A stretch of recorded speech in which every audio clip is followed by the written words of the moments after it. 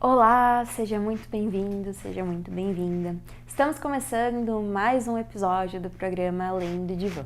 Meu nome é Bárbara Bim, sou psicóloga infanto-juvenil e terapeuta integrativa e tô aqui para facilitar um pouquinho para você o entendimento da mente humana, do nosso funcionamento psíquico, de como as nossas emoções, sentimentos impactam e influenciam na nossa vida e no nosso dia a dia.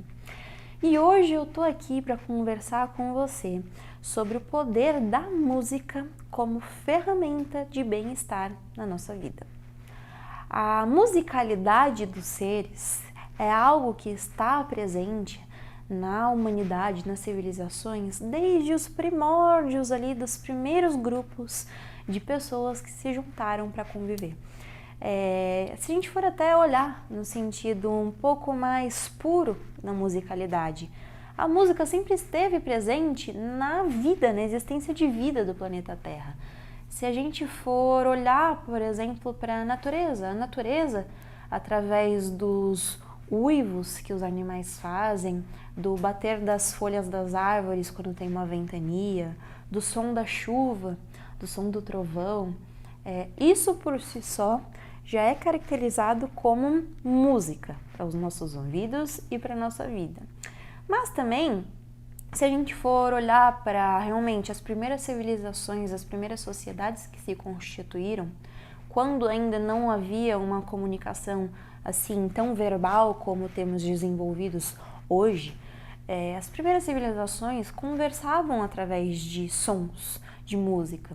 Os primeiros homens, os Homo sapiens, criaram, por exemplo, os tambores, os primeiros instrumentos percussivos, para poder passar uma mensagem, por exemplo, de uma aldeia a outra, através da batida dos tambores, através dos uivos, que eles reproduziam e imitavam o som dos animais que conviviam ali juntos na floresta, numa cidade ainda que não estava ali, constituída, né? Através do som dos pássaros. Quantas tribos indígenas a gente conhece que sabe identificar o som, o timbre de cada pássaro ali onde eles vivem e utilizarem também dessa reprodução desses assovios dos pássaros para poder também transmitir, comunicar alguma coisa. Então, é uma prática que existe aí desde os primeiros inícios de vida aqui no nosso planeta Terra. Mas, pra gente aqui, num conceito mais terapêutico desta ideia, a gente começou a desenvolver em termos de teoria, em termos de desenvolvimento de instrumentos musicais, à medida que, claro, o ser humano foi se aperfeiçoando e se desenvolvendo. Pra gente, em termos terapêuticos, a música começou a criar corpo e a se desenvolver em termos teóricos como uma prática que contribui para a nossa cura, para a nossa saúde, para o nosso bem-estar, somente após a Segunda Guerra Mundial, no momento em que os soldados voltavam da guerra machucados, feridos e, claro, muito traumatizados por tudo que eles vivenciaram, e que nos hospitais, numa tentativa de buscar algo que fosse mais rápido, que fosse mais direto naquilo que eles precisavam resolver daqueles soldados, eles começaram a testar uma série de coisas. E uma das coisas que foi testada foi a utilização da música para poder avançar, adiantar, por exemplo, um processo de cicatrização de uma ferida, de um machucado, um processo de regulação do estado mental, do estado interior dos soldados que vieram traumatizados. Hoje até a gente desenvolveu dentro da psicologia um termo para isso, a palavra TEPT, que é o transtorno pós-traumático, quando a gente vivencia alguma coisa que tem um impacto extremamente grande na nossa vida e que 99% das pessoas que vão para a guerra e que vivenciam situações, experiências como estas, acabam desenvolvendo psiquicamente falando. E a música começou a ser utilizada nessa época e começou a ser estudada, porque via-se os efeitos que ela tinha na vida e no impacto desses soldados. E isso trazendo para uma questão até mais física, dos machucados mesmo, reconhecendo que as vibrações dos sons que utilizavam interferiam diretamente no machucado, na sua pele, nos seus ossos, nas suas células.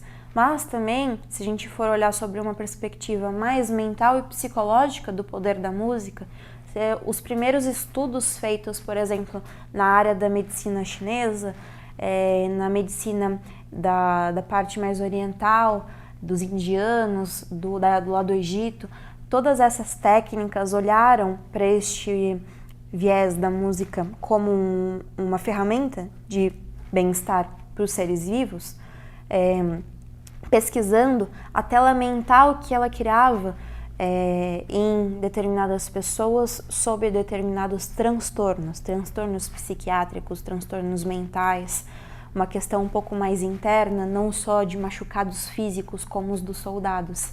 E também lá, na medicina oriental, na medicina chinesa, eles puderam transformar para a gente em conhecimento a ideia de que esse som, essa música, essa partícula provocam, através de um campo energético, uma reação fisiológica no corpo humano.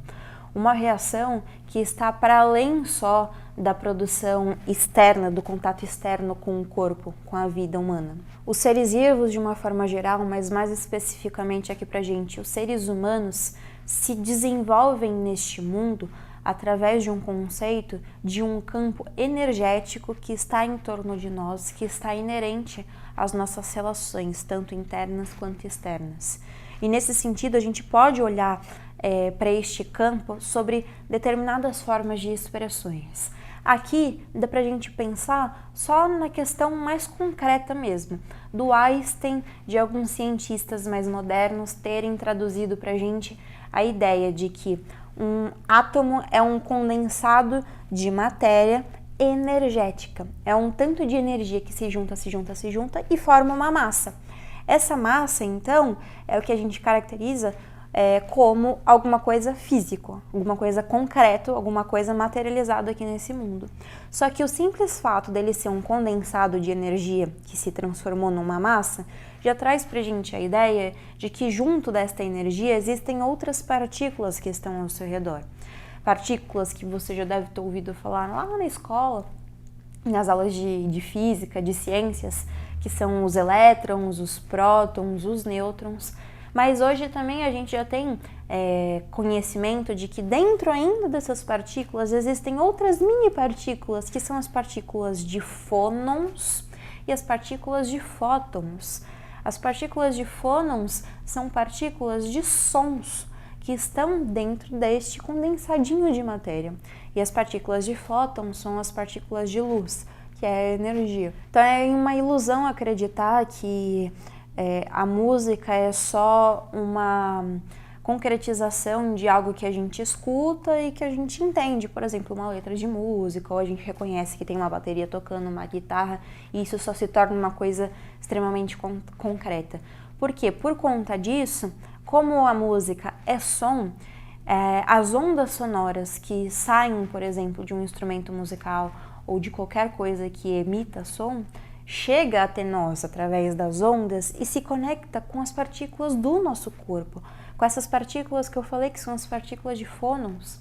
E elas, estando em contato, elas têm um poder de penetrar absolutamente qualquer matéria, qualquer coisa. Então elas entram sim no nosso corpo, na nossa pele, nos nossos órgãos, nos nossos ossos, para além da sensação mesmo em que determinados tipos de música podem despertar em você, de relaxamento, ou de agitação, de animação.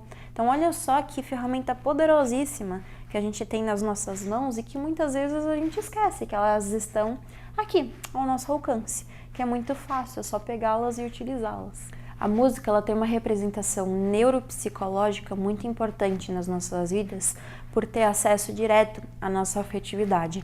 Ela desperta em nós determinadas emoções que trazem para o corpo respostas fisiológicas que podem ser contributivas, mas também podem ser maléficas de alguma forma. E como é que a gente pode utilizar isso, então, ao nosso favor, quando a gente reconhece que a gente está entrando num estado um pouco mais depressivo ou está precisando de um pouco de energia para fazer alguma coisa? Eu desenvolvi um método que consiste em criação de playlists 3 playlists, na verdade, diferentes, cada uma com um propósito em específico. Então, o convite que eu faço para você hoje é que você faça uma lista das músicas que despertam cada uma dessas sensações em você. A primeira playlist que eu aconselho que você faça é uma playlist que eu chamo com músicas relaxantes.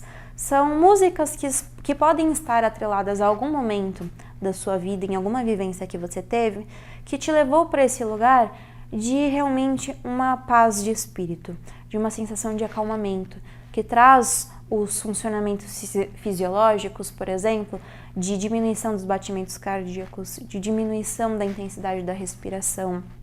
Fazendo uma escolha de uma, duas ou quem sabe mais músicas que trazem essa resposta para o seu corpo, você tem ali em livre acesso um recurso para poder utilizar no momento em que você precisa entrar nesse estado de relaxamento. A segunda playlist seria uma playlist com músicas prazerosas. Prazerosas em que sentido? No sentido que fazem o seu corpo vibrar. Sabe aquele momento de excitação muito grande? Lembra ou assimile músicas que tragam essas sensações para você despertar no momento em que você precisa, por exemplo, de um gás para terminar uma tarefa, quando está chegando no fim do dia que você já está cansado, que essas músicas vão ativar no seu cérebro essas respostas fisiológicas para que você entre em estado dessa estimulação para poder então recuperar esse gás para terminar, concluir o que você precisa terminar. E a terceira playlist que eu aconselho seriam de músicas estimulantes, e aí neste sentido, músicas que estão associadas com alguma memória, alguma vivência que você teve, por exemplo, de festa, uma memória de muita empolgação, de um ápice, um pico realmente de energia, para que você possa transformar toda esta condensação de energia no seu corpo na hora que você escuta esse tipo de música, numa manifestação, em algo que seja contributivo na sua vida, naquilo que você precisa e se propõe ali fazer. Claro que essas músicas variam, a gente passa por vivências na vida em que muitas delas estão associadas com músicas que a gente escuta ali de cantinho de ouvido, ou então que realmente estão diretamente ligadas com aquilo que você vivenciou, e que essas playlists podem ser mudadas à medida que a sua vida for mudando também, sem nenhum problema. Mas você tem aí em mãos uma ferramenta para poder utilizar nesses momentos de crises, de problemas, de situações que são desafiantes para você, para poder transformar a sua realidade e fazer deste uso algo que seja realmente mais contributivo para a sua realidade e para a sua vida. Se você gostou desse conteúdo do programa de hoje, eu te aconselho a me seguir nas redes sociais, @psi.barbarabim, que por lá a gente pode continuar esse papo e apresento lá também outras diversas temas para a gente poder estar conversando juntos. E no demais, a gente se encontra no próximo programa do Além do Divã. Até mais!